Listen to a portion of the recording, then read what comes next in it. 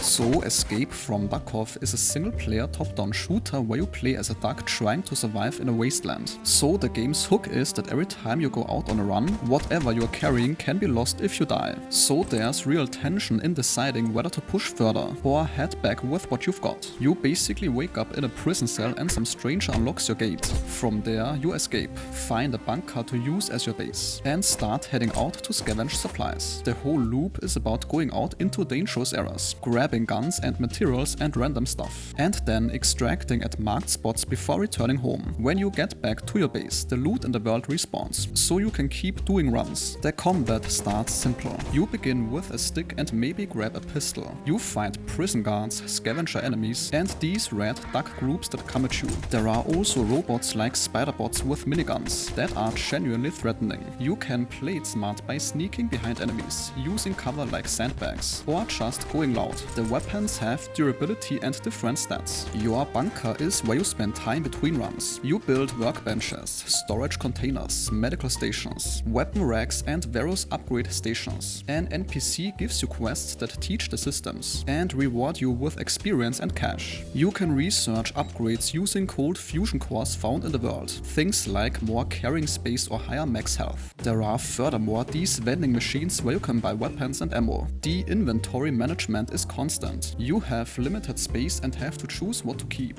Finding bigger backpacks helps, but the weight also matters. The items stack in different ways and you need specific things for quests or crafting. There are blueprints scattered around that unlock new recipes. Some locations need specific tools, like a shovel for hidden spots, a crowbar for locked crates, and keys for certain doors. The world has different zones with different threats. For example, some spots have camps full of enemies, others are abandoned buildings with loot lying around. The night time brings tougher enemies and more danger. The green flares mark extraction points throughout the map, and named boss enemies appear in certain areas. These of course drop much better stuff. Something neat is that enemies fight each other. You will occasionally hear gunfire, and can then either avoid it or show up after they have taken each other down. You get experience from quests and kills, which unlocks new base facilities and research options. The money is pretty tight early on, so you can't just buy everything. Most of the gear comes from scavenging. The whole thing has a duck theme that's pretty silly. You're a duck soldier fighting other ducks and robots in this wasteland.